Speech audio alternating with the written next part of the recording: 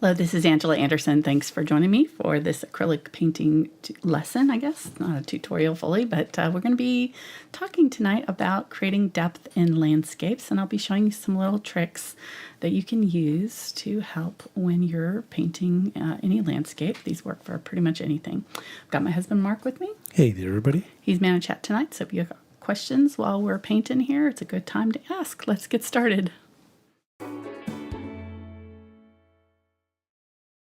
Okay, so one of the things that we're going to be talking about tonight, we're going to have 5 different kind of little tricks that you can use to help bump up your landscapes to make sure that you're getting some depth in them. And I'm going to show you some examples. We're not going to be painting so much as like kind of doing some little demonstrations, just like we did when we did the how to paint water.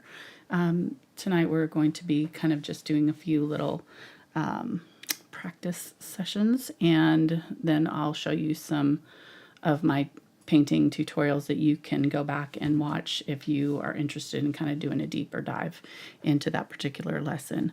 But the first, whoops, got a little sneak peek. When we're talking about landscapes, the first thing that you want to get right, the one thing that will for sure throw off a painting is your perspective. So you want to have the size of your objects in the right ratio. And the key thing to getting perspective right is to know where your horizon line is. So once you know where the horizon line is, that makes everything else a little bit easier, because then you can line everything up to that horizon line and make sure that things that are in the distance are getting smaller as they approach your horizon line. And sometimes you can't see the horizon line. So like in this one, we can't see where it is, but we can infer that it's somewhere in this region, you know, under these trees, and sort of somewhere in this direction. And you don't have to know the exact point of it, but there are some little tricks that you can use to help yourself. And in this one is a good example. We've got 4 more things that we're going to be doing or can do to help with depth in our landscapes. This one really kind of only shows one of those things, and I'm not going to tell you all of them yet. We'll get to the other 4 later. Maybe you can guess in the comments as we go, or in the chat, what you guess the 5 things that you need to look at to help create depth in your landscapes are going to be. But our first one is perspective. So on this particular painting here, we've created depth with the size of our road, and we've created this line here that gets wider as it gets closer to us and smaller as it approaches the horizon line. Perfect little trick to fool the eye. The colors are all pretty much the same saturation and tone, and that had to do with my reference that I was using here.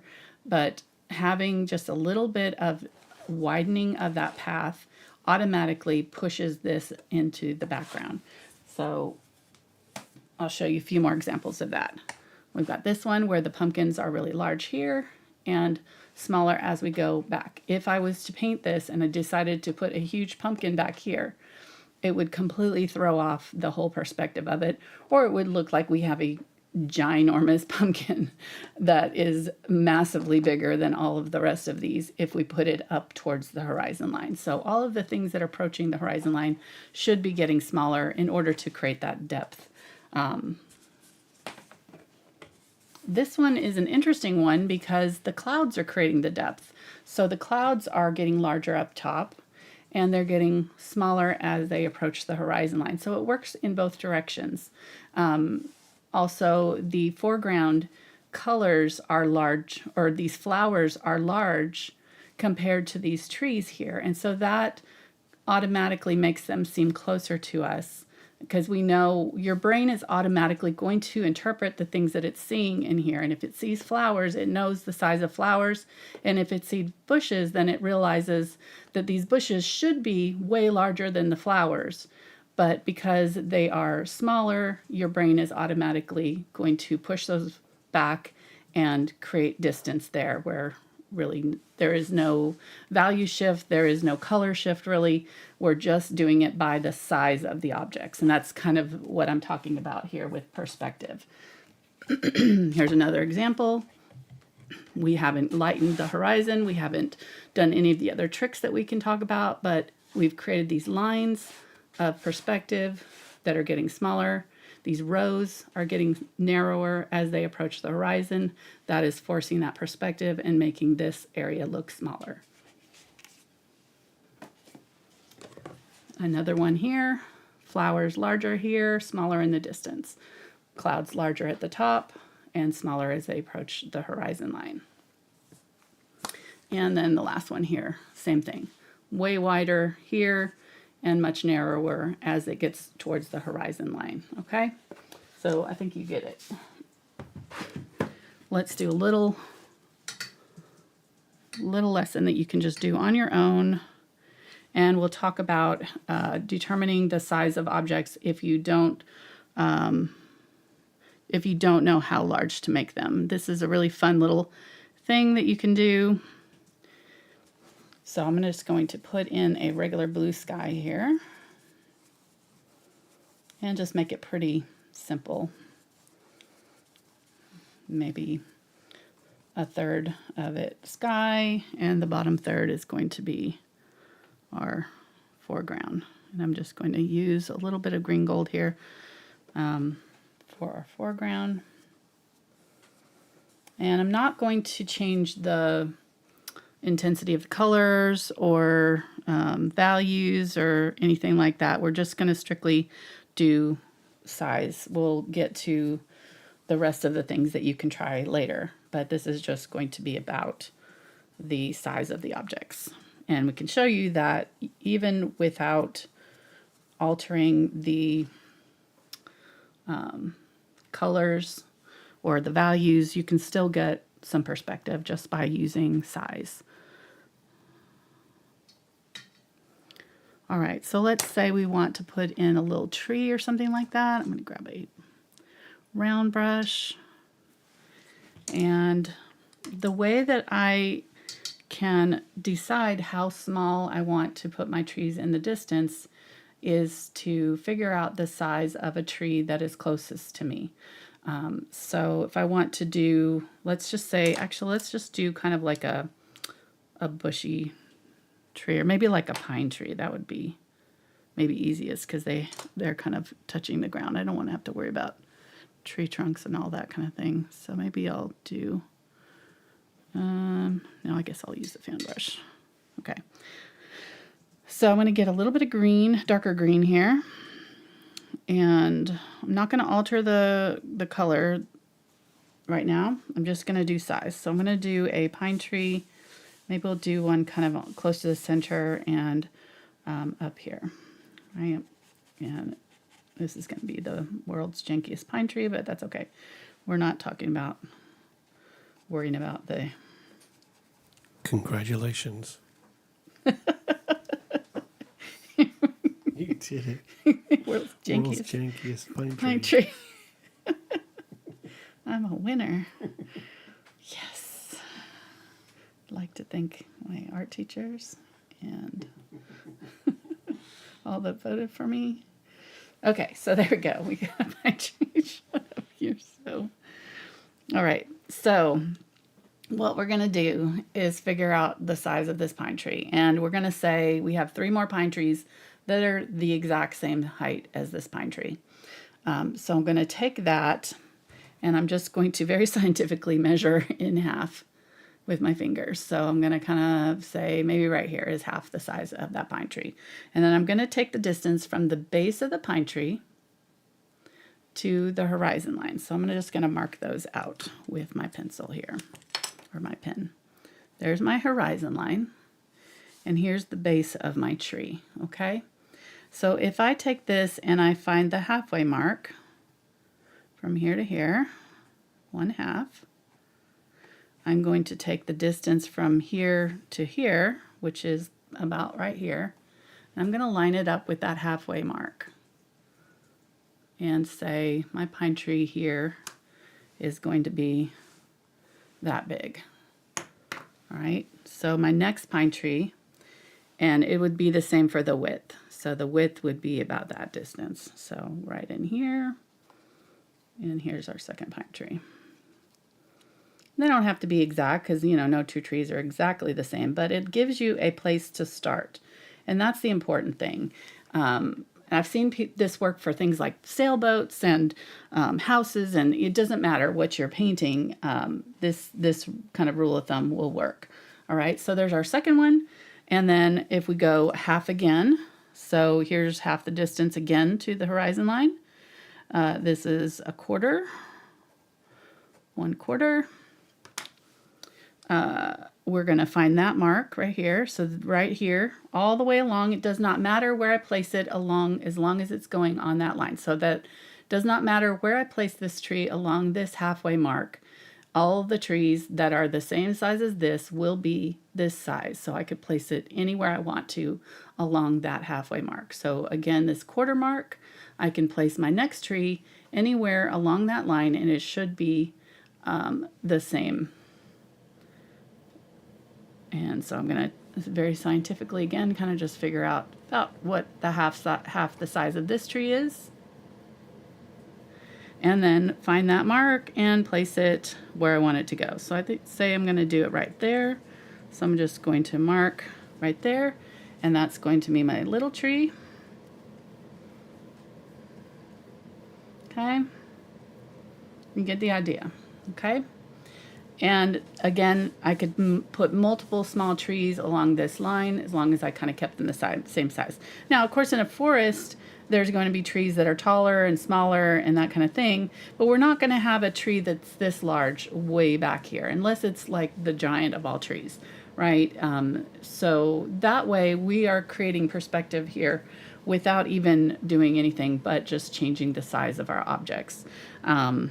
All right, and it keeps on going. If we did it again, we could place another tree. It would be half again. So every time you half the distance, you half the thing. I'm not gonna, that's 1/8, I guess, right? 1/8. So we can do it one more time up here and do a baby tiny tree. So kind of figure out that halfway, and here's our little baby tree right in here.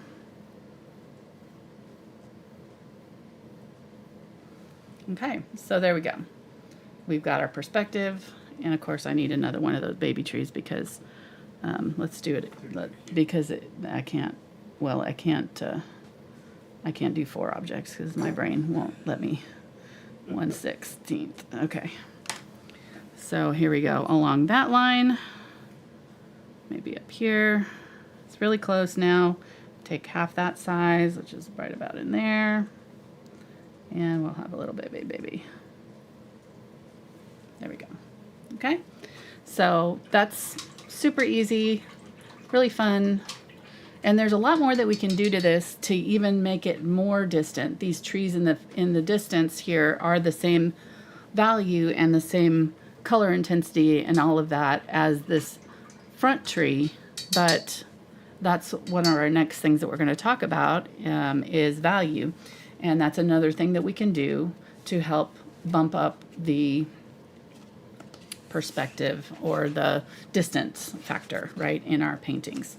So value and contrast are the next one. Bonus points if you guessed this already. Ding, ding, ding. Who guessed this already? I don't think anybody. Nobody? Nobody yet? No, we've had a strong discussion about gardening. Nice. Gardening. I like it. I like it. Because you started it by showing pumpkins. Oh, yes. It's kind of like the kindergarten class. Oh, I grew pumpkins. I like growing pumpkins. Oh, I could. I love it. I love it. All right. So with values, your depending on the light source, and this is a perfect example of what I'm going to talk about.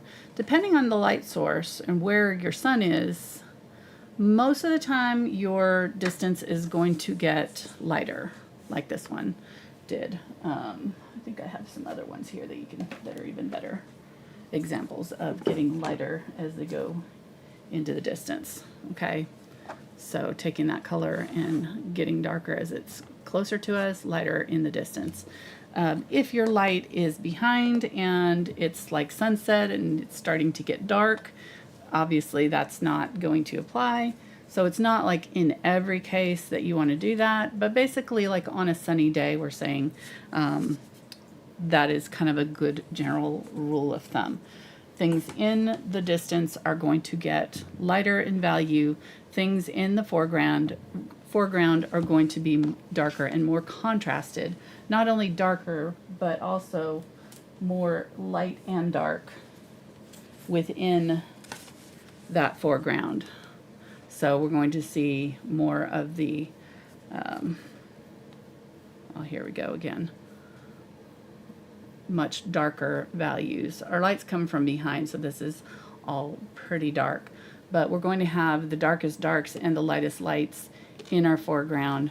Our background is going to be just basically light colors and getting lighter as they progress towards that horizon line.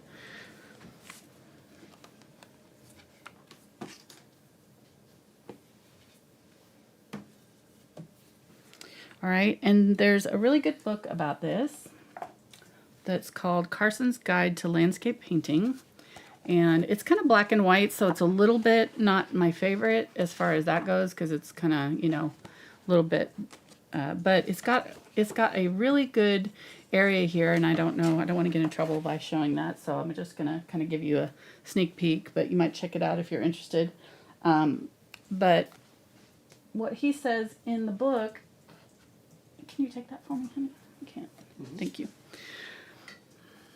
Is that you can map out your light and dark with kind of a simple formula. If you've got a photo that you're wanting to, or just, you know, an idea for a landscape, you can start out with kind of a roadmap for creating your values. So your first value, your lightest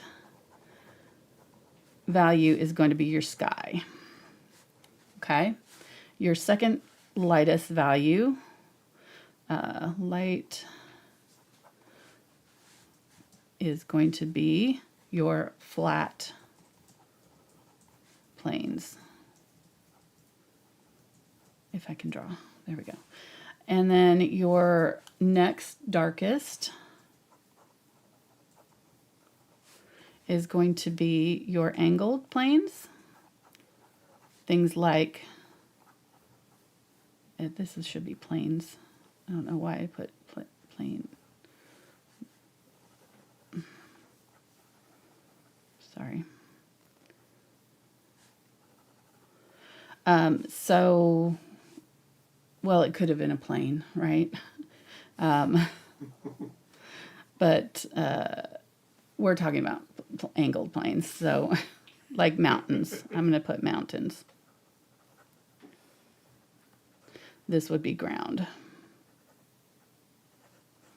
And this one would be, fourth one is vertical.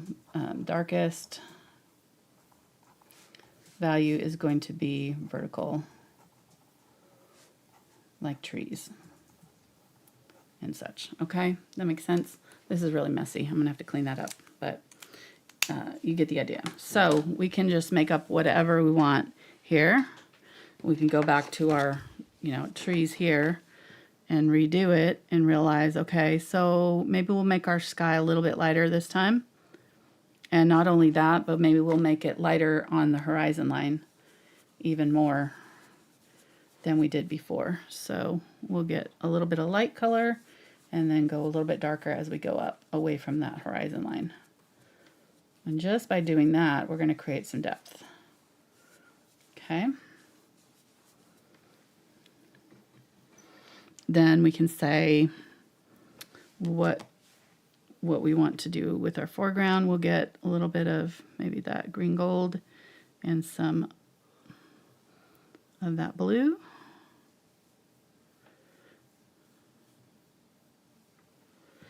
And put it right here.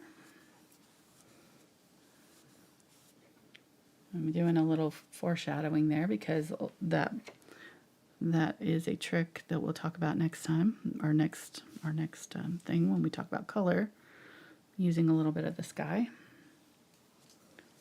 in the distance. There we go, along that horizon line, and then getting more dark and more contrasted. Go even darker than that in the very closest area. Okay, I'm just going to kind of blend that in so it kind of has a little bit of a distance. All right, so there's our second value. Might not go quite that dark. We need to leave room for our darkest darks. Okay, so our next darkest value is going to be our mountains. And say, you know, depending on what our mountains are, if they're going to be green like they are around here, I could just use some of this green that we used there and go a little bit darker with it because it's almost vertical. It's not quite as flat as this, but it's almost vertical. And so we're going to go a little bit darker. We're going to be darker than this. And we're just going to create some green mountains back here. Maybe this is the Ozarks.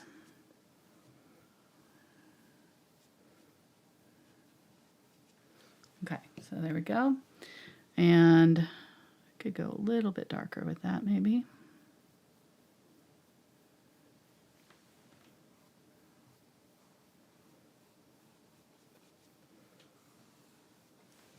Okay. Then in our foreground, we're going to have our darkest of darks, and that's going to be, we'll do a tree or something here again. Maybe I'll get some phthalo blue, add that to my brighter green, maybe even a little bit of burnt sienna, and we can do a tree or something in this foreground area. And this is going to pull that forward, make this look farther away immediately without having to do much of anything, okay?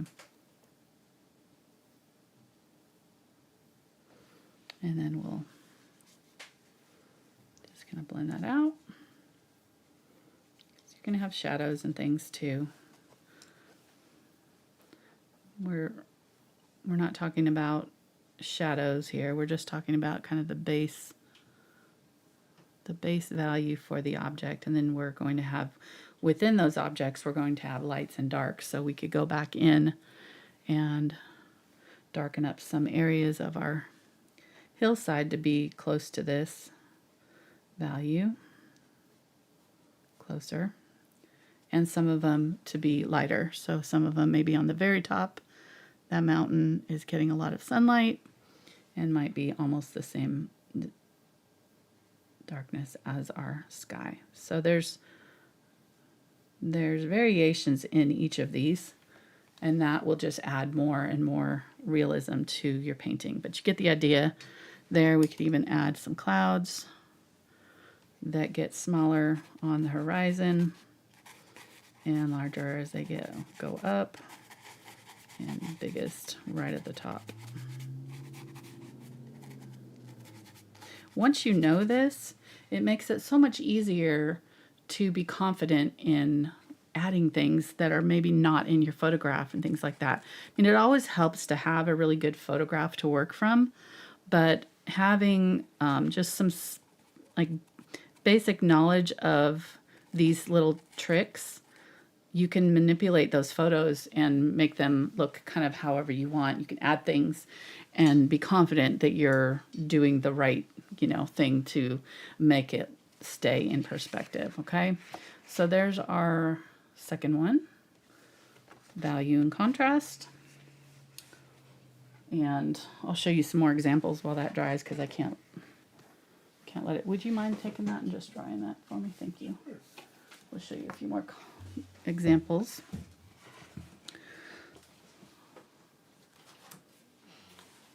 I've already shown you this one and this one. Okay, here's one where is a really good example of getting lighter as we get closer to that horizon line. Also, our clouds got lighter as they got closer to the sun there too. Right, this one a little bit less light, and these ones full contrast, full color.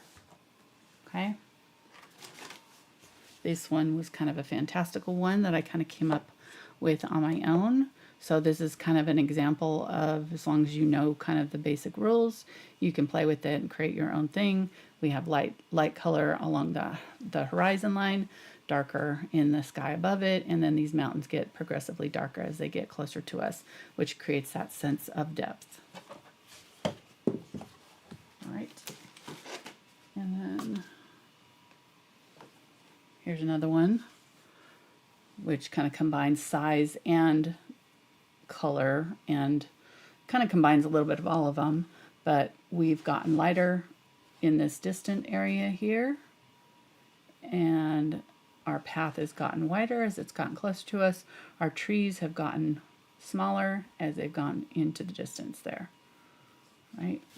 I didn't show you lines of perspective, but if you're interested in doing a deeper dive in that, on our last one that I was just talking about, there are two books that I've kind of read fairly recently that are really good about just, they're older books. I don't know how long they've been out, but, and they're, you know, kind of dry reading. So it's, if you're into this, then these are for you because, but they explain all of the different angles and that kind of thing for creating, perspective drawings and painting, perspective in your paintings and things. So these kind of books can be really helpful, especially if you feel like you're kind of missing something. And that's kind of what I was realizing. We did a painting where we did some buildings. It was like a Christmas painting. And I was really getting frustrated because I know the basic workings of perspective, but I didn't realize that if your objects are not angled the same way, that the perspective wasn't the same, and that was what was throwing me off. So kind of doing a little bit of research on my own was really helpful. So if that's something that you're kind of more, you know, wanting to do a deeper dive, those books are really good for that.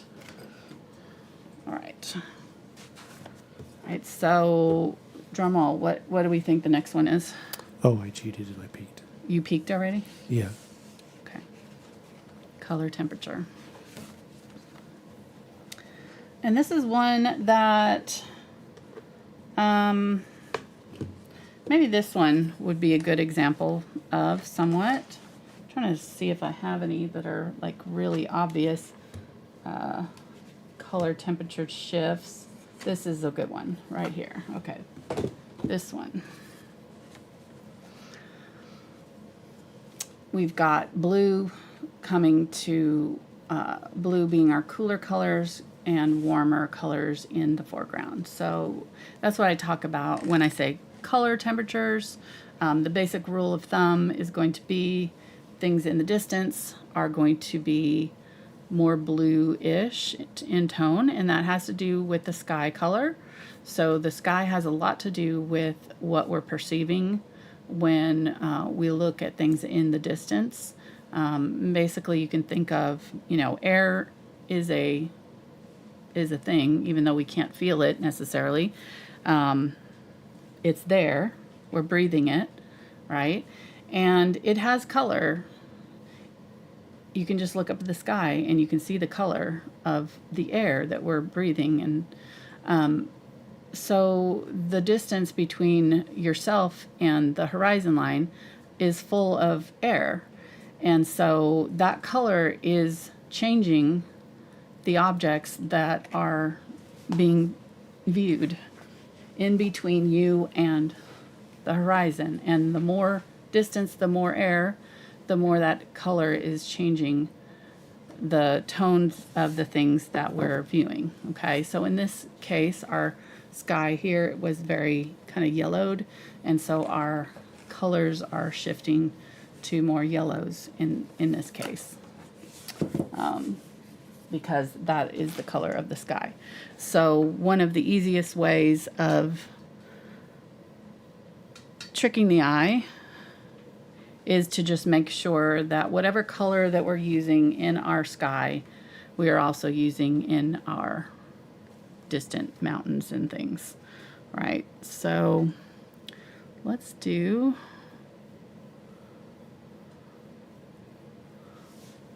pink in our sky this time. I need to get a pink out. Just realized I did not put out pink. Where's my magenta? Is it far away? Nope, that's not magenta. Oh, there it is. It's right here. Right next to me. It's okay.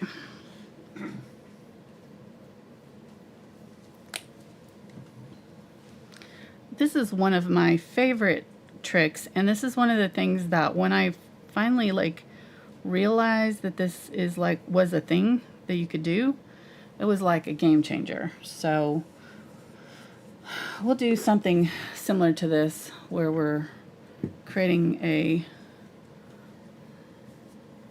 pink sky here. Again, getting lighter as we go towards the horizon and darker up high. And of course it'd probably go to blue eventually at the top, or something, but I'm not going to worry about that right now. We can throw in a couple of clouds maybe. All right, so really simple, whatever color our mountain is going to be. So if we have kind of a gray mountain, say, we're going to use Ultramarine Blue and Burnt Sienna to create a gray colored mountain. We're going to use that pink from the sky and add it, whatever pink color is right there, we're going to add it to that. I might even make it a little bit lighter.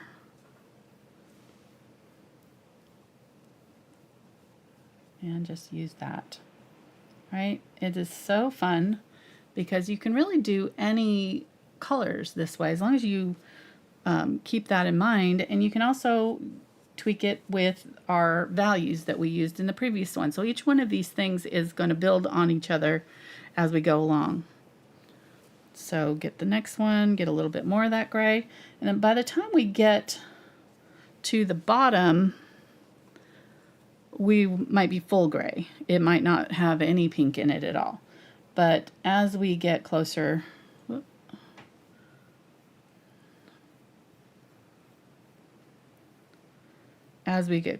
we're going to be just adding a little bit more. There we go.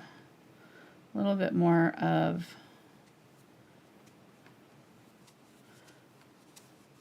that color. Okay. And a little bit less of the sky color. Maybe a little bit of that.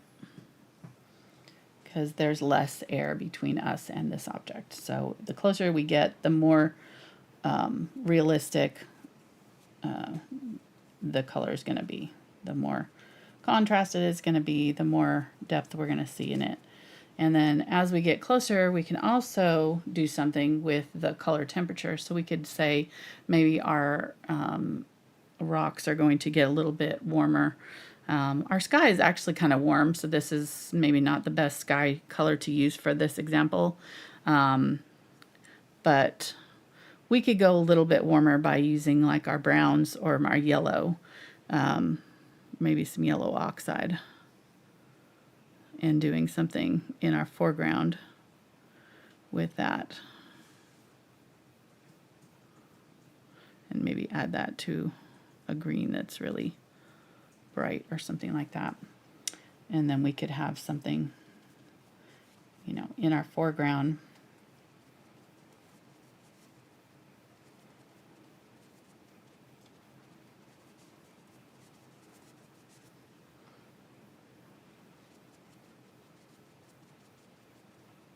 probably wouldn't use that because that is not quite what we're using, but you get the idea. You can change up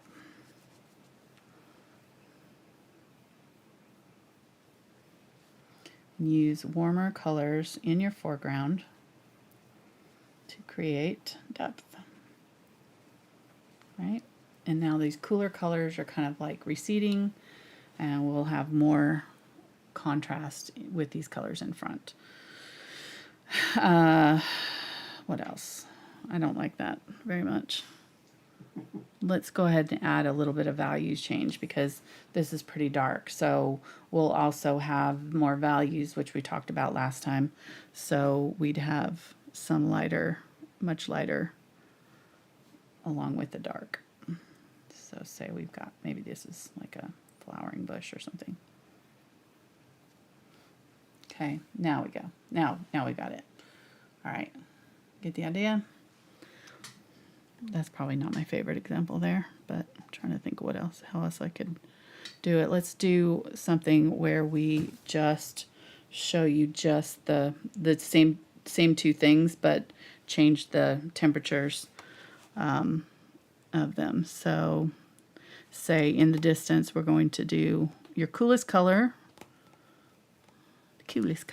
in your toolbox is going to be a cyan blue. So say I used a cyan blue for my sky here, and in this one I'm going to use it in my foreground. So this is the sky. This is a separate one that's going to have.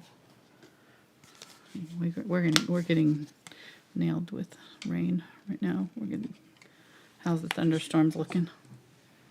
Is it going to miss us? It's just rain right now. Just rain. Okay. So, yep. We're under a thunderstorm watch.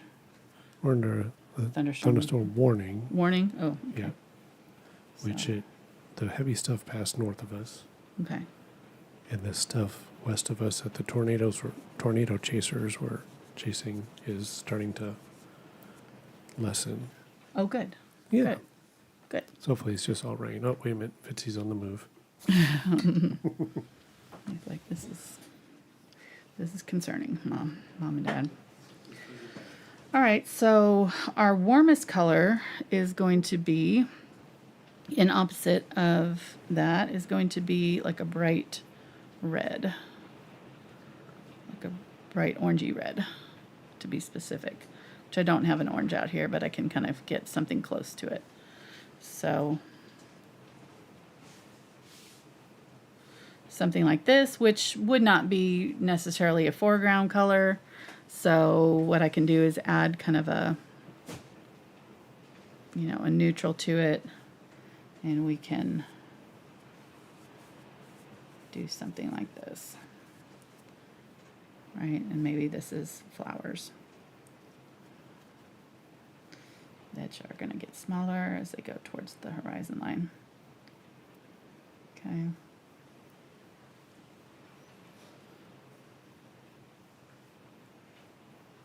And then this one we're going to put our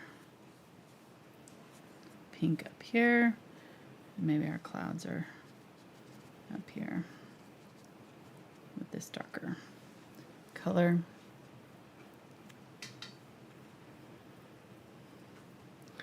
And maybe we're going to have blue, very blue-green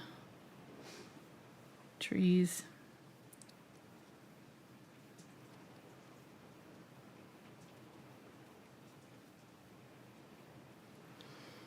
And maybe the clouds up here blue, or we'll put more blue up here at the top.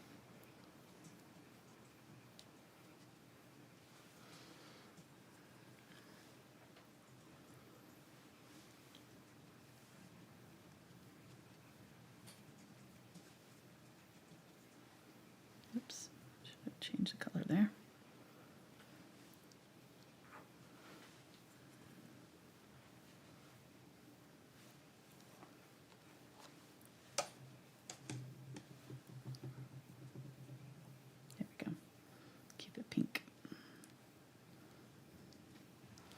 right? Same thing, but do you see how unbalanced this one looks? And that's because of the warm and cool effect. And we can do it. I mean, we did it up here. We can make it look okay, but it like on its own with just strictly blue, cool blue, all the way to the foreground and red all the way, you know, in the sky, it is off-putting to say the least. You know, it doesn't look right.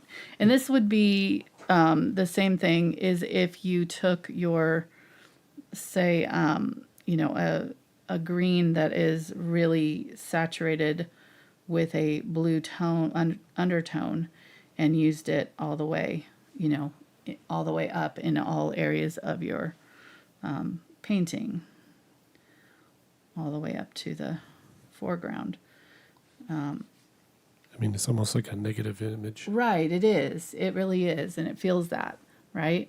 So that is what I'm talking about. By color temperature, we can alter when we have a photograph that may not show this, we can increase the shift in color temperature just a little bit. So maybe add a little bit more of that teal blue color to your distant mountains, or, you know, like in this case, this one was a photograph that I took. So it actually looked like this, which was really cool because it's, you know, sometimes you don't get this perfect like rainbow effect and see how dramatic it can shift from this warmer color to the cooler colors in the distance. And this is a fairly warm sky too, which is interesting that it works because we've had the color of the sky, and I did add this pink to these distant mountains, and then we went very blue green specifically, and then as we got closer we added warmer and warmer greens by adding more yellow to our greens so that it got these much warmer greens in the foreground. Okay, all right, so that's color temperature, and here again we need to shift our, might be able to not. Okay, so the next one, what do we think? I don't know. I don't know. It has to do with color still. We've kind of talked on it. It's close. It's very close to value. I'll say that. It's close to changing the value. And by value, we just mean strictly light and dark. Light, the lightness of a color, same color, only lighter, right? Okay, That's yeah, value. I got nothing. Saturation is our next one. Oh, I was going to say that. Right? So saturation has to do with the grayness, the neutralization of a color. It's basically the same color minus vibrancy, right? Minus a little bit of that pop. So this one is a pretty good example of that, where these mountains, again, we used the sky color to create the mountains, and these distant hills, and all of this is very grayed out. It's also lighter, so we've talked about that already, but we've lost some of the contrast. We've lost also some of the brightness of the color with these distant hills and trees and things in foreground, right?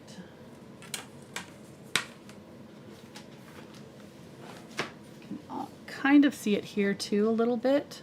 So these trees, all of this in the distance here, and this a little bit more grayed out than these ones that are in the foreground. If we had this area for sure could have these colors in it, right? They are probably in this field, but because they're so far away, we're seeing them all kind of blend together, and we're not seeing the true colors. They're all kind of mashing together, and we're getting this grayed out effect, and that's what happens as things recede into the distance. We don't see individual colors, so we don't necessarily want to have this really bright yellow in our distance, okay? So let's try that and see the difference between having a kind of grayed out color and a super saturated color in our distance. And this is one of the most common problems that I see. This and so using really super saturated colors. So I'm going to go straight into my Phthalo green, which is a color that you really don't want to be using in a landscape without neutralizing it, because it is so saturated. Right? So we'll take it and we'll lighten it. But even lighter, it's not going to do much good because it's going to be just this bubblegum color, right? It's just really bright. Not bubblegum, but you know what I'm saying, like Christmas green. It is bright. Okay. So there we go. And say we decided there's some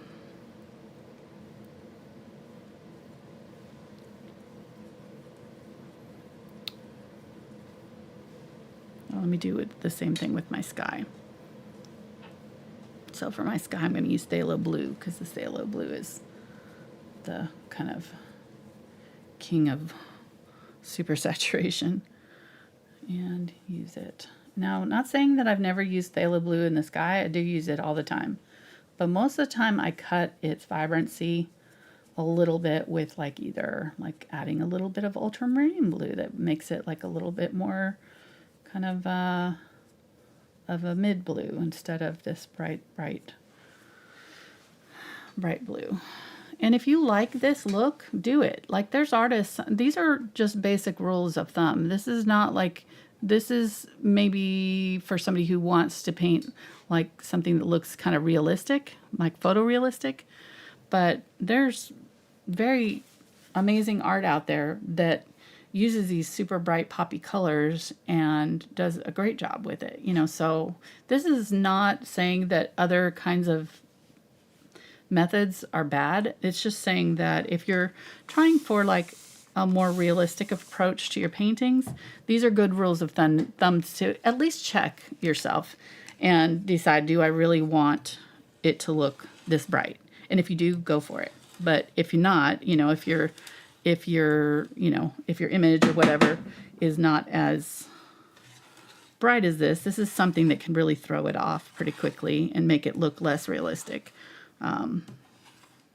fast, And this is something that I did as a new artist a lot. And I think it's very common because it's not something that I really was on my radar much, I didn't not. And I still, I think at times do more saturation than I need in some things because my photograph might show it or, but we have to realize too, when we're using photographs that they might show more saturation than would work well in a painting setting, if that makes sense. So if we want to really kind of bump up the artistic realism of a painting, this is something to look at because it can really help by just desaturating your colors a little bit. So I'm going to start, instead of with a bright color, I'm going to start with more neutral green that is sap green that has a little bit of brown in it, a little bit of black in it, and some yellows in it. So it starts with this color, but then it goes yellow and brown. It adds yellow and brown to it. So you should be able to see pretty quick, and I'm going to use a desaturated yellow too to lighten it, which is my neutral yellow oxide here. Okay, so we'll use that as our kind of starting point. I'll go a little bit lighter on that horizon line. Using our values that we've talked about. And this is also using our color temperature idea. So this color is much warmer, green. Than this one, which is much cooler. Right? It's also less saturated. Okay, there we go. And then for our sky, we can, one of my favorite things to do is to take that phthalo blue, but then add just a touch of like burnt sienna to it, maybe a little bit of ultramarine blue to it, and then some white. And instead of that kind of super brightness, you get a little bit more neutral blue, a little bit more natural looking blue. And of course, you know, if it's a super sunny day, you may have like a little bit more of that super bright color, but it may not be like all the way through. It may just be like right at the top. We'll add a little bit more of that like super saturated color, and then just make sure that it kind of has a little bit of a toned down color as it gets closer to that horizon line. I'm just gonna go over the top of that horizon with my lighter colors. Okay, so you get the idea. You see the difference there. Doesn't that look a little bit more inviting, you know? And then we add other colors on top. It's not like we can't use these bright colors, but having a base that's a little bit desaturated really will help the overall realism of the painting. Ooh. All right, we need to hurry up because if our power goes out, we'll lose this recording. I don't want that to happen. So color saturation. So let's review while that dries. Let's just review what we've talked about so far. We started with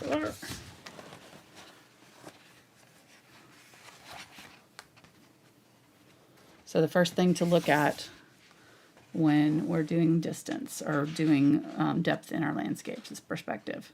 Size of our objects, the lines that we're creating to create distance. And I did not show this, but this is one of those really simple little things you can do,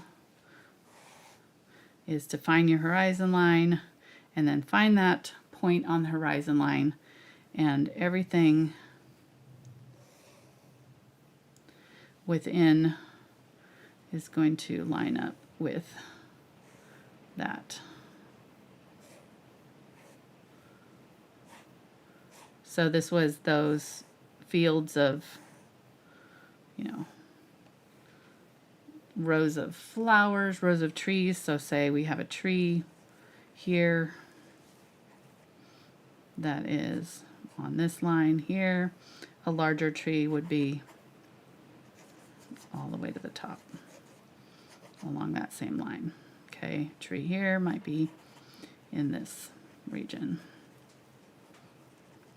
Okay, and if you have an orchard of the same size trees, they're going to all line up along there and get smaller and smaller as they go to the distance. Okay, that's what we were doing here without the lines. And this is the plane for that tree, right? So this was the plane here that was on the half. This is the plane here that's about the halfway mark, right? And so this tree, this size, can move anywhere along this plane and be that same size. Okay, it's the same basic thing. But this is a pretty easy way of figuring that out. If you have a one-point perspective, everything that is parallel is going to get smaller as it approaches that horizon line. Okay. Value and contrast, making sure that our sky is the lightest. The next lightest is our flat planes. The next lightest, darker is the angled, and then the darkest value is our vertical. And that the things that are in the foreground are going to be more contrasted than the things in the distance getting lighter. Color temperature, ooh, I got that, it's gonna stick, that's all right. Color temperature, the things that recede, colors that recede are going to be our cooler colors. So using those in your distance can help create depth. Things that are warmer, brighter are going to come forward at us, and those should be put in our foreground if at all possible, okay? Then color saturation, using brighter, punchier colors can look odd. Save those for the extreme foreground and the top of the painting, but leave the middle part as you go away from the foreground. You want to reduce your color saturation. So I could have taken it a step further and shown that you can use brighter colors in your foreground. That's where they go, not back here, okay? So if we were to, and you can kind of see that with this, right? You don't want this bright, super saturated color way back here. This one, it'll look fine. It'll look fine even if we add it to this now in the foreground here. If we add this bright phthalo green in the foreground, it's still going to look better than it did here, right? Because this is desaturated at the horizon line. We used the bright phthalo green, phthalo blue at the top here. It looks fine as long as it gets desaturated as it goes down towards the horizon somewhat. And lighter. We're using kind of all of our tricks now, okay? I just had that dry and I wet it again. That's okay. I'm just going to do like that. Okay, and so the last thing we want to look at is our details. So this is one that also trips people up and has tripped me up in the past. Especially when I first started painting landscapes. I did not really realize that this was a thing that, because I was just like, I'm painting what I see in the photograph. Well, that's fine, but your photograph is showing more detail than your naked eye would see, and probably more detail than you need to put into a painting where things are, supposed to be getting smaller and more distant in the background. You really don't want to go in and do a super detailed miniature tree with every tiny little leaf, and then have another one that's, closer, and another one that's, closer still.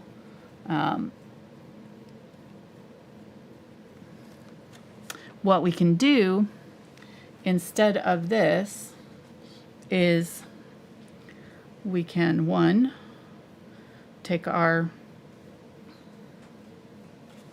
saturation down. So I'm going to use a bluer color. I'm just going to use all of my tricks here. I'm going to use a bluer color, and I'm going to, let me go ahead and put a sky here so we have a setting, because I think it'll help. So let's go ahead and do that first.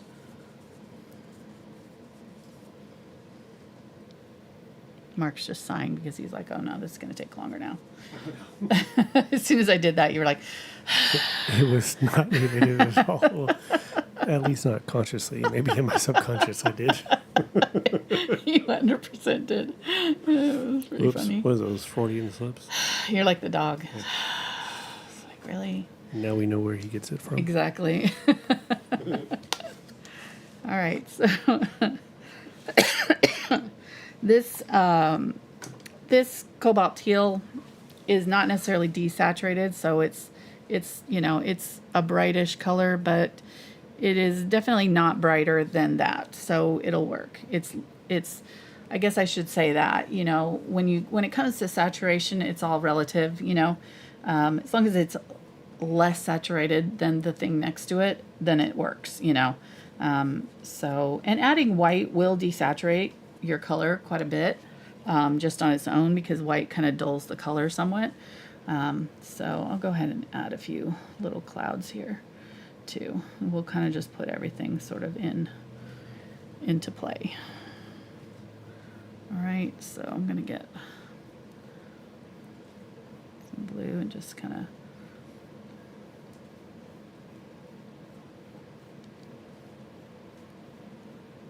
I'm going through these pretty fast, so if you guys have questions as I, toward the end, go ahead and make sure that you're asking those. Are you taking questions at all?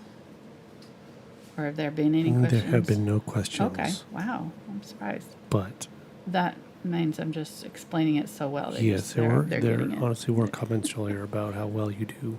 What? There were comments earlier about how well you explain these concepts. Oh, good, So that's good. awesome. Oh, I'm so glad. Good. And one of the handlers of your biggest fan Aw, Noah. is joined. Aw, hi, Noah. Noah's my granddaughter. We're going to get to spend 5 hours in the car with her this week, so that should be interesting later. Twice. Twice, exactly. Looking forward to it. Yes. It'll be a good family trip. It's going to be awesome. I'm very much looking forward to it.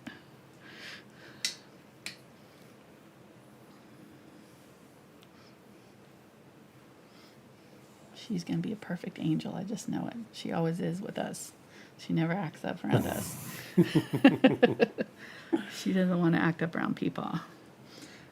He's That's her right. favorite. He's our favorite. If we get on the phone calls and he's not right there, she's like, "Where's Peepaw?"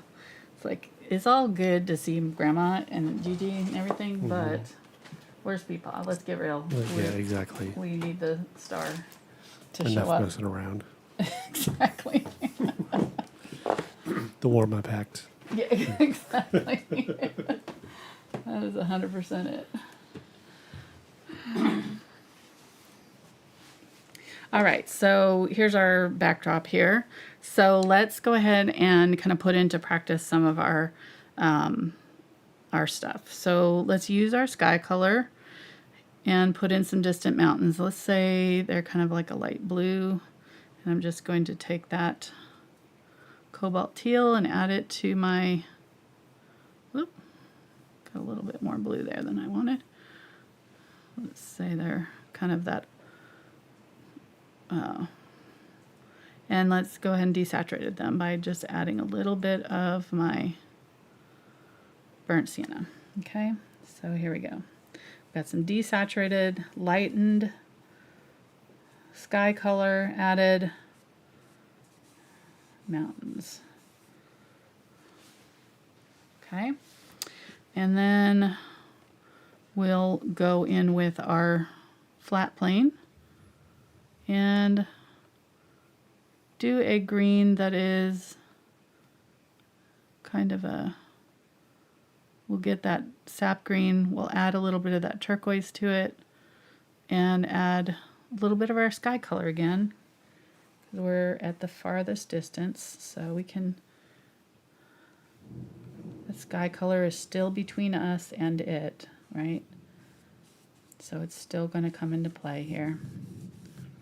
And then as we get closer to the foreground, I'm going to add more of this green gold, more of a bright saturated color.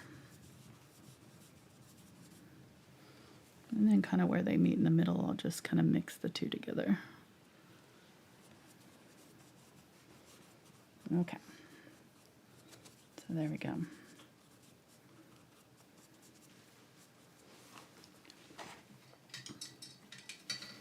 All right, so what we can do here is the trees and things that are the farthest away when we're going into details and things, right?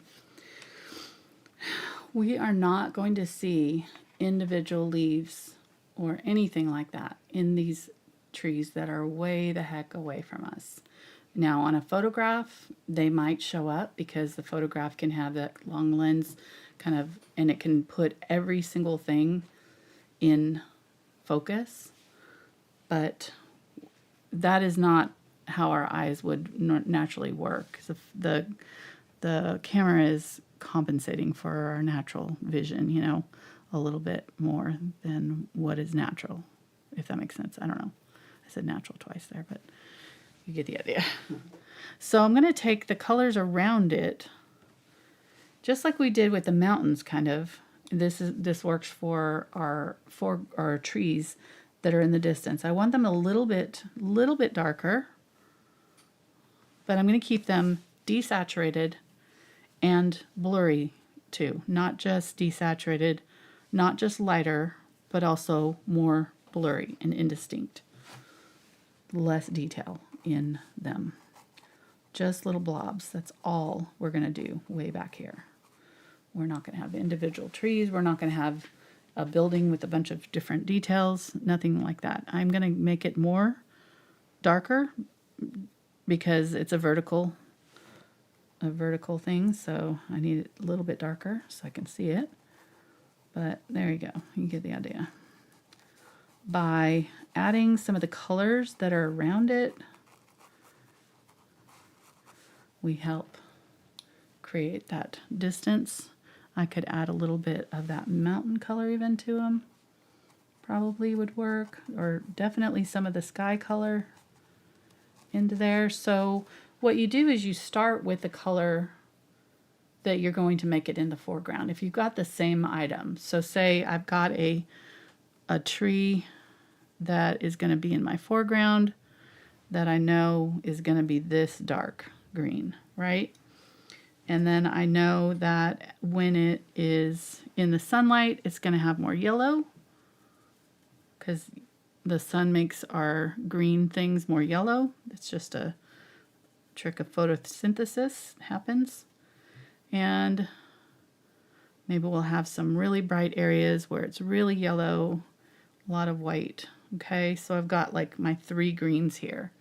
So I can use any of these greens in my distance here, but I'm always going to be thinking about the atmosphere and always making sure that I'm kind of blurring them out as they get closer to me. They'll get more detail, but way back here, very indistinct. So if I want to use this bright yellow, because say, you know, these trees have a little bit of highlight, which could happen, we might be able to see that.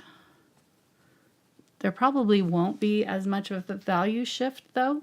So I don't want to have my really dark darks and really light lights way back here in the distance. That's something I should have mentioned when we were talking about values.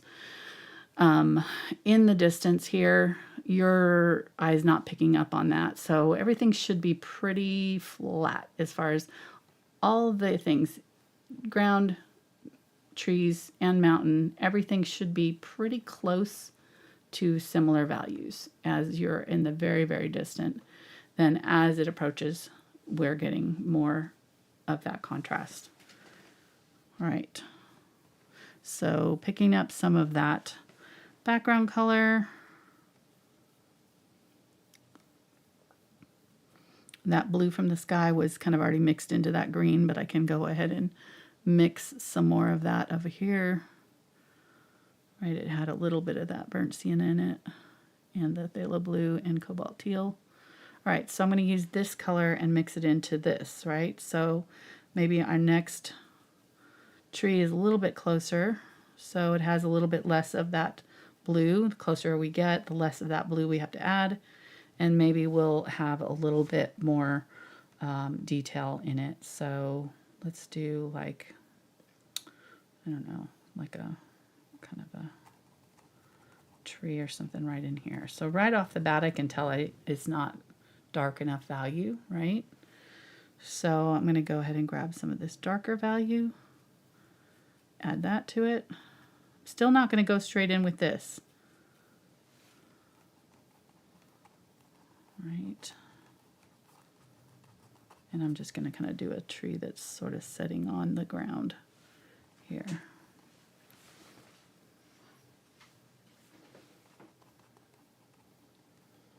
All right. This is really easy to see with a lot of times with trees or things like that. So that's why I'm using a tree, because it's pretty easy to pick up on. And then we'll do one right here that is our bigger tree or bigger bush that is fully in the foreground. Okay, and you can see the difference. And then this time along those edges, I want to have plenty of little detail. Really work those edges, and I also am going to want to have tons of contrast. So I'm going to have really none of the sky stuff, because now the sky is not interfering at all with what we're seeing now, because we are close. This tree is right up next to us, so we're gonna get all the little details. And it's a really ugly looking tree. I don't know why I did it this way, but okay. It is what it is, right? I don't know what this is. It's a big blob of green with no trunk. It's not even a pine tree. I should have just made these pine trees. I don't know why I didn't. Guess I still could. Let's do that because they're bothering me. Doesn't sound like we're going to get hit by anything anytime soon, so I think we're okay. Let's go ahead and make it a pine tree. It's going to be a pretty wide little pine tree, but that's okay. So our pine tree, now in the first example, we were kind of making all the pine trees the same, right? We were kind of doing them all sort of with similar amounts of detail. Okay, so this is like a monster pine tree. There we go. All right, so we'll use our light color and we'll have our details, and like we could see individual branches here. We'll definitely have a bunch of different contrasts as far as like lights and darks and all that good stuff. Okay, and then this tree being a little bit farther away, get some of that blue color. And it still could be darkish, but I'm going to do a little bit less. I'm not going to see the individual, branches necessarily. And maybe what we would do is have a little bit less contrast with our highlights too. So maybe a little bit less. Well, there's some highlights, but not. I don't love this at all. I'm not really. Did not do a very good job on this.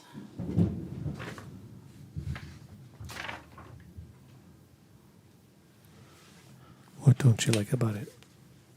Oh, just that I made the trees too wide. Oh, okay.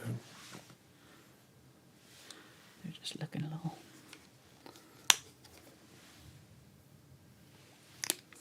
It's I cold can't. outside, so they're Yeah. all floofed out. That's it. They're all floofed out.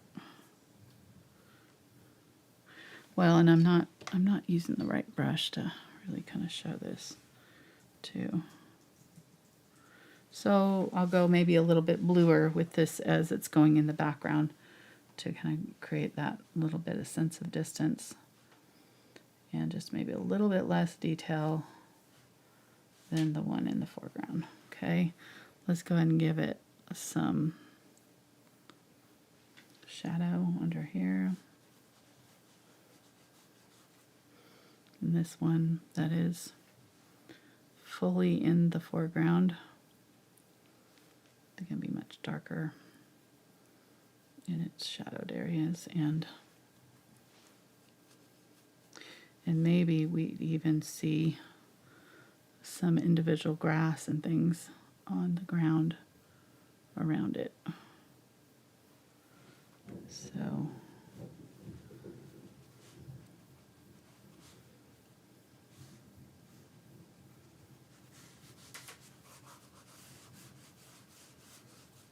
yeah.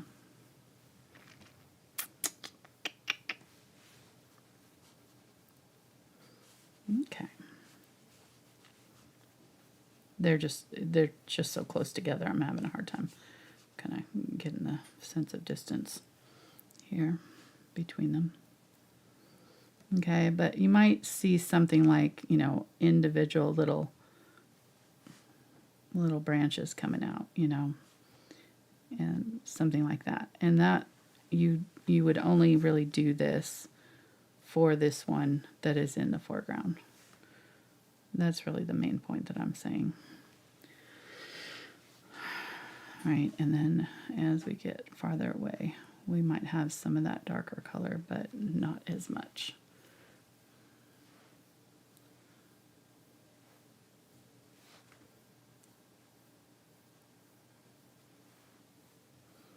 And then by the time we get back here, let's just do another one that's kind of right here. So right in here. By the time we get back here, that tree should be just kind of a rough shape.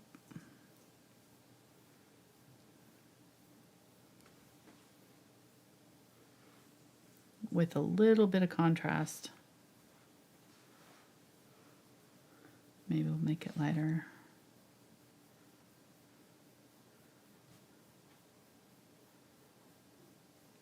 And then by the time we're back here, it's just like little tiny lines of something like that.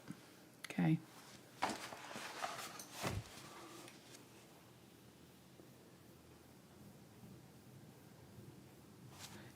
You can see the color, saturation change, and also level of detail sharpness is going to get less as you go in the distance, okay? So I want to take my tablet, and I thought we could talk about, I'm going to critique my own work here. Yeah, go ahead and zoom in. And I want to go ahead and use this as a way to kind of talk about how we can, why is that not full screen? It's weird. There we go. We can edit our own work, right?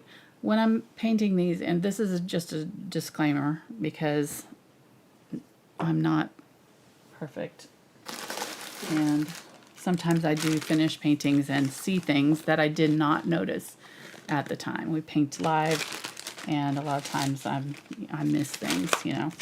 I don't go back and edit my own work, but these are things that I've noticed in some of these that I've picked here that I might have done a little bit differently. So just for, you know, just for the sake of study, I thought we'd just go through some of these. They're not huge problems, but they are things that I could have done a little bit differently that might have helped even more to make the realism shine, right? So on this particular painting, this is one of my cherry blossom paintings, we've got great perspective, right? So we've got all these beautiful lines coming through here to our vanishing point, which is kind of somewhere in here. All these trees, whoop, getting bigger as they're, you know, approaching that, or getting smaller as they're approaching that line. And we've got these beautiful lines in the grass getting smaller. So we have the sense of distance. We nailed our perspective on this one. Our colors getting lighter, our values getting lighter, so we nailed our values. Our color temperature, that is where we might have done something different. Okay, so color temperature. What here do you guys see that could be a little bit different, right? We've got this same bright yellow green all the way to the horizon. Another thing would be our color saturation. We've also got full saturated color from here, same basic color here all the way to the horizon line. Our blur is fine. We did not go too far with that, but our color saturation and our color temperature could be changed. So let's try it and see what happens. So let's say instead of this bright yellow green, back here we choose a green that is a little bit less saturated. So let's go a little bit more bluish, and we'll stay on the gray side, just slightly more gray, right? So somewhere in there, maybe that might be a little bit too dark, so we may want to go just a little bit lighter. So let's try that. And let's say instead of doing that, and we did it right here, you can see like right here where we kind of use that green. And we could just do that. We could pick a green that's already here. So that green is a little bit more yellow though, you know, so if we just go like this and just kind of leave it that saturated, or that value. Whoop. Let me get a, let me see. Yeah, let me get this one. That's kind of a soft brush. And just see what would happen if we were to glaze a little bit of this color over. Just a little bit, right at that horizon line. We're just going to kind of desaturate that green a little bit. And you see how that kind of helped push it back? Let's go a little bit lighter. And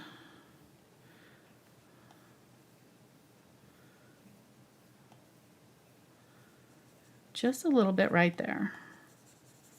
And we could have taken it just one step further. And I'm sure that in the photograph, it was probably this, you know, bright yellow green, and that, you know, is just because that's the way it came off in the photo. I don't doubt that. But we can, as artists, make choices that help our painting along and make our painting better. And so we can take them. I'm going to just take some of that sky color, or let's just go ahead and grab that sky color actually right there on that horizon line, and really lower that. And I'm going to just go across that area right there and just lighten up that whole area right there just a little bit. Yeah. We did it on the trees, but we didn't do it down here. I think I went too far there, so maybe make that a little bit smaller. What'd you say? What app is this? This is Procreate. This is on my iPad here. So, and this is something that you can do, you know, on your own. If you have an idea of changing something, you can take your photograph and do this, you know, or also you can take your photograph and color pick on it and figure out what colors, where they're falling in here. So this is like a bright yellow green that, you know, and you can kind of try to figure out, you know, where it might lay. I lost my value through here, so I'm going to go darker right there. But you get the idea. So, not perfect, but you can see how that might have helped it a little bit, you know, just to change a slight bit right in there. Go a little bit more grayed out, and a little bit maybe more blue. Change the color temperature a little bit, and change the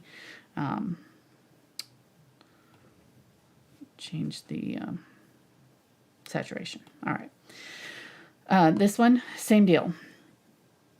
This one, we already have that sense of depth, right? But there's two things. Our details are a little bit less, but they're still pretty detailed, like on this one compared to this one. There's not that much difference.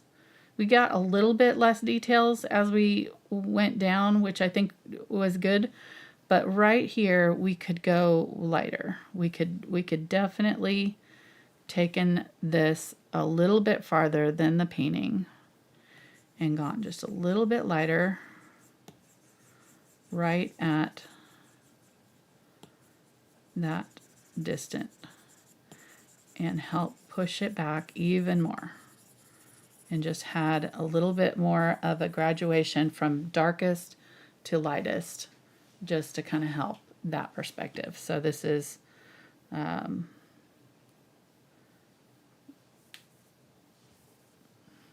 let me see.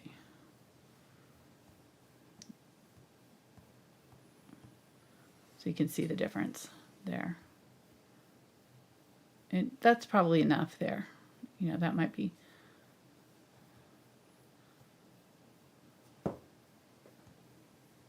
What do you guys think? Right? Just slightly feels a little bit farther away. Maybe there. Just a little less value in that area, and it would have pushed it even more. Especially with the black and white. We can really use those values to our advantage there. Okay. Next one. This one. I guess I was just going to talk about the what looks right, what we did right, because we did a good job of the desaturated color, right? Those are like very gray. We have that blue in there. And as we get closer, we're changing the color temperature from a blue to warmer yellows. And then down in here, we've got the full range of values from light to dark. Okay. We've also got the sense of perspective with our mountain road getting smaller as it goes into the distance. So this one, we kind of did a pretty good job. I think that if I was to change anything, I would probably balance this compositionally. We didn't really talk about composition tonight, but I think I probably would have balanced it compositionally by putting a large something in this foreground here. Let me see if there's some trees, shapes. I think that might work.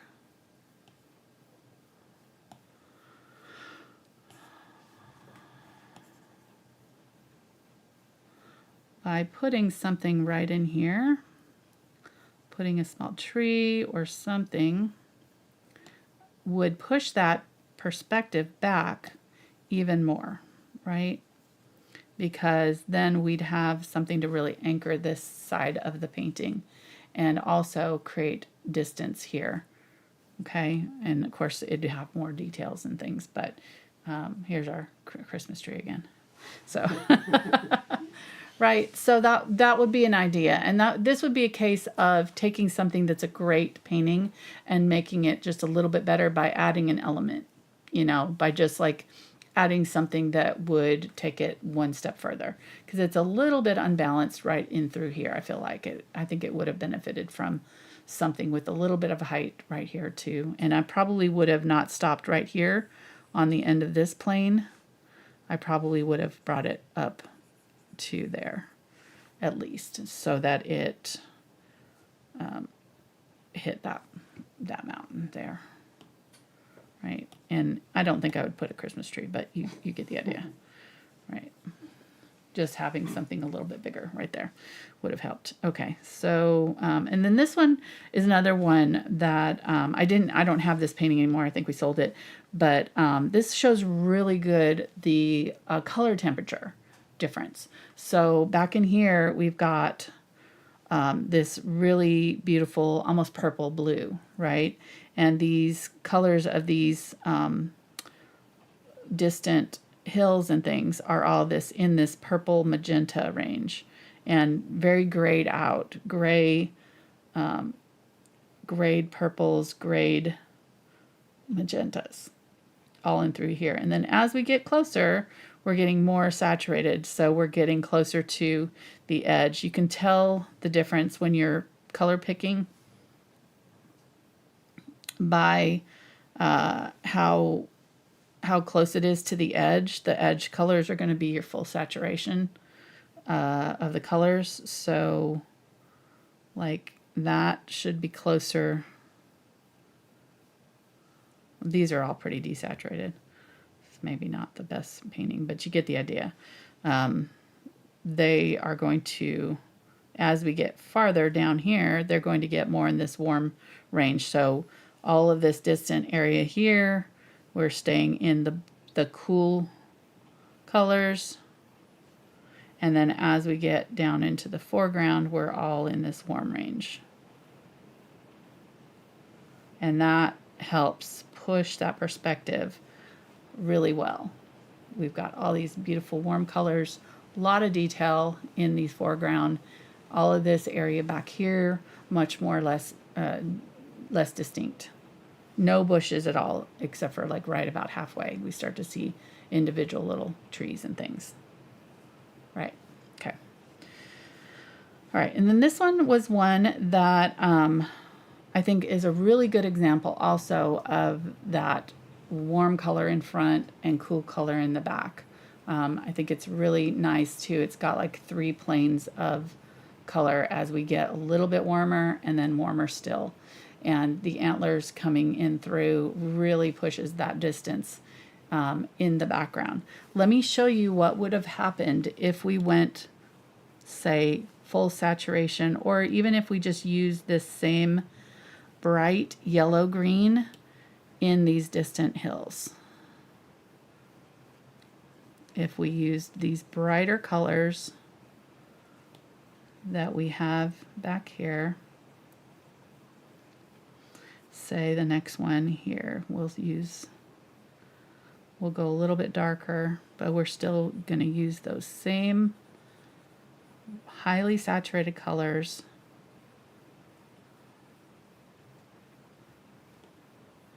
And we'll take it one step further and say we're going to even add details, lots of details to this this painting here. So let's get some bright green, and we're gonna do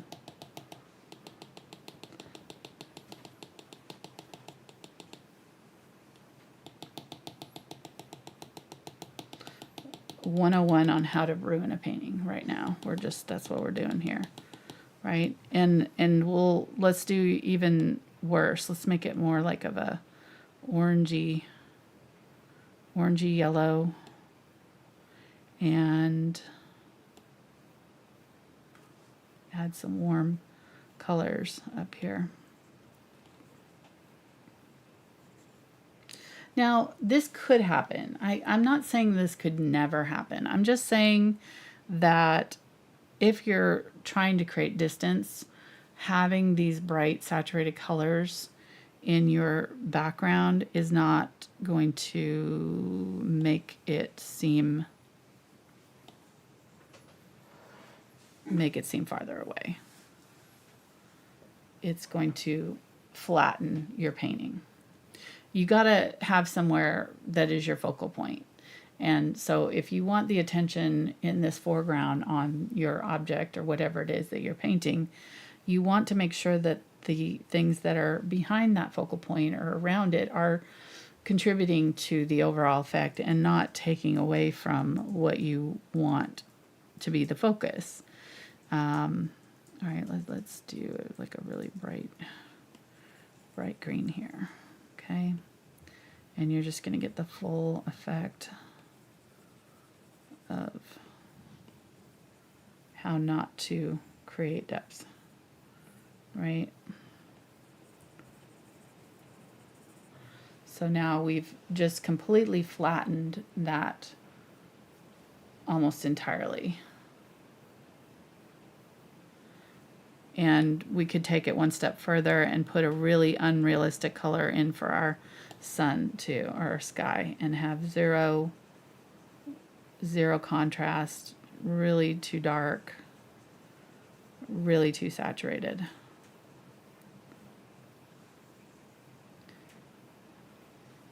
Okay.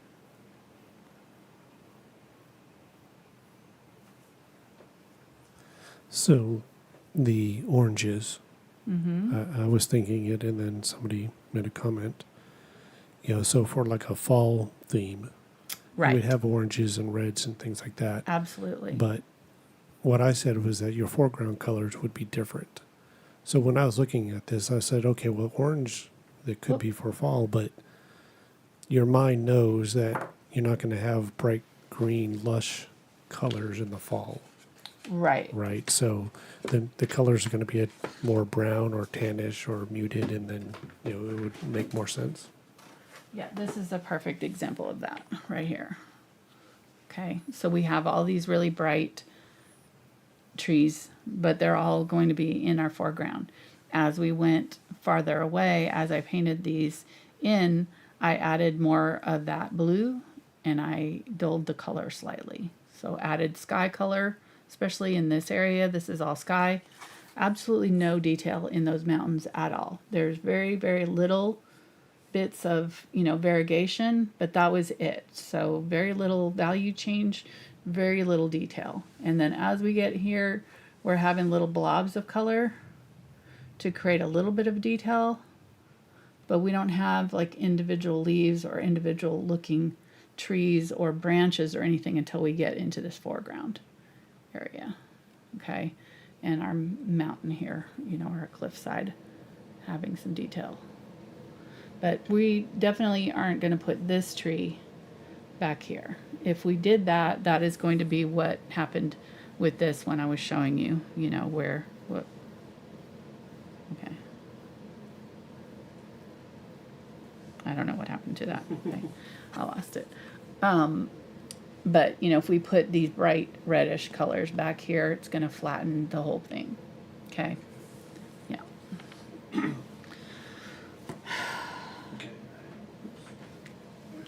We do have a question that Okay. came in earlier.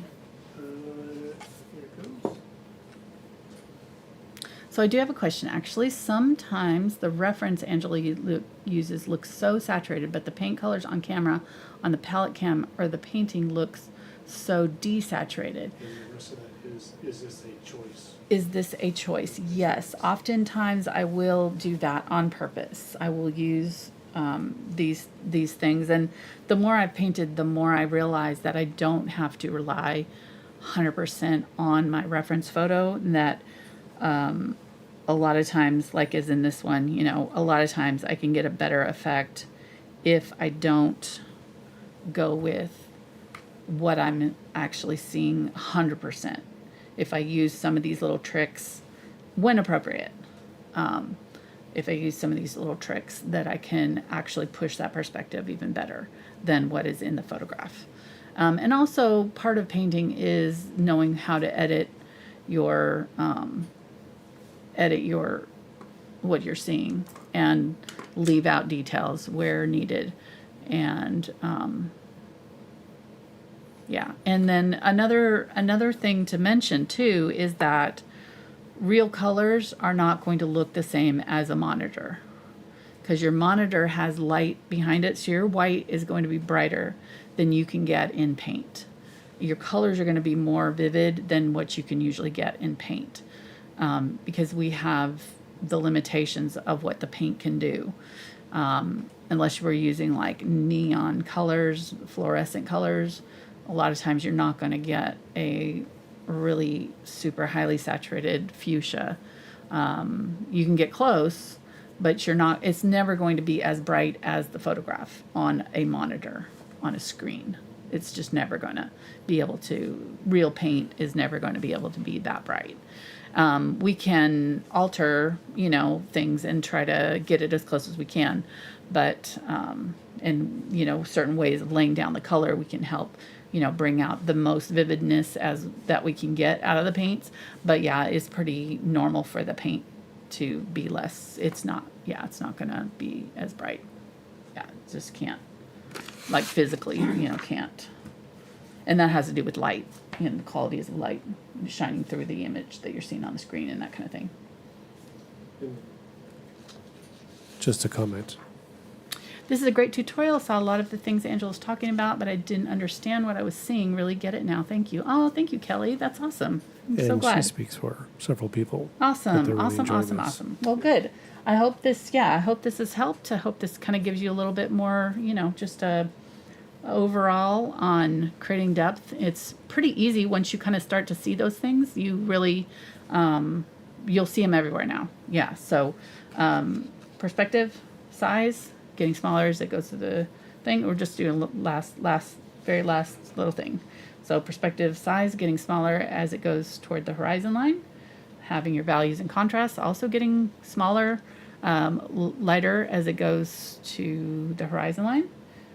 Also keeping in mind that your upright things are going to be darker in value, your flat things are going to be lighter in value, angled would be kind of in the middle, your sky would be your lightest usually. Your color temperatures, things that are warmer are going to look closer to you.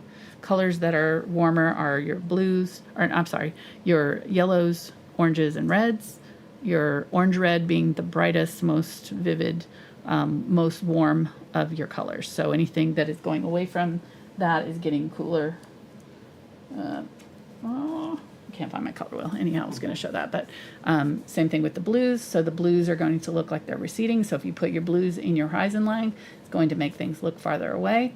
Blues, purples, magentas, things like that. Anything like more on the cool, and greens can be cool too. So the like turquoise colors or cobalt teal is probably one of the coolest. Cobalt teal and phthalo blue being your coolest of the blue family. So using any of those on your horizon line is going to make things look farther away. And then saturation, looking at that, making sure things are getting like a little bit grayed out, a little bit less saturated, a little bit less colorful, less bright as they recede away from you. Also adding that blue from the sky or whatever your sky color is to your distant objects also will help gray things out and make them look farther away.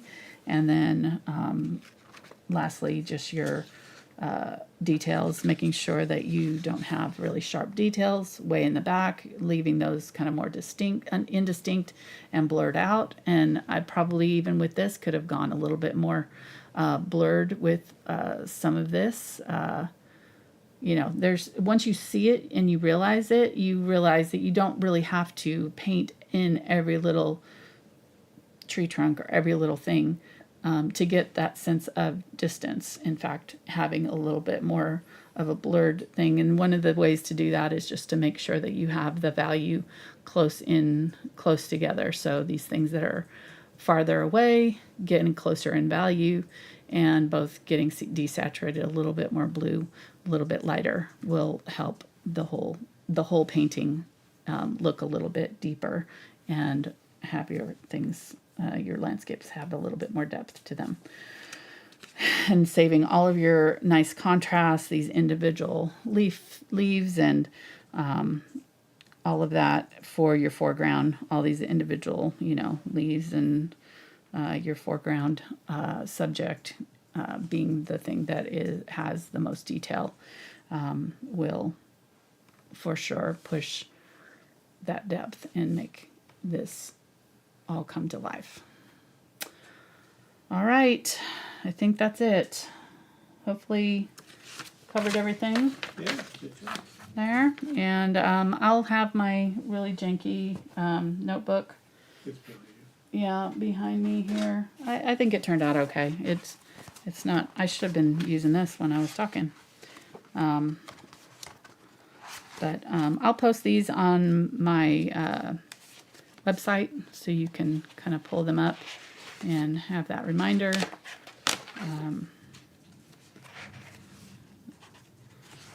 Very simple, but hopefully